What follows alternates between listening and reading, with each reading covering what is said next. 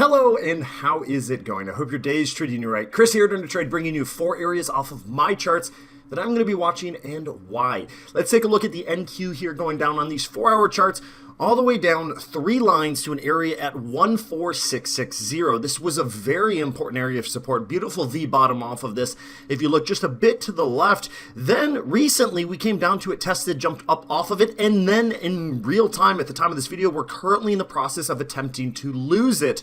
We'll see if trading activity remains below this level, but either way, going to pay attention to it because of how the market's been responding to it. If we do fall lower, then my eyes drop down to 14475.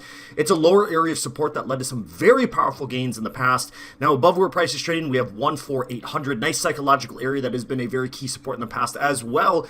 And up above it, if we gain that, my eyes jump up to 14960. It's a heavy area of resistance that led to the market getting to where it currently is. Good luck, happy trading. I'll see you all very soon.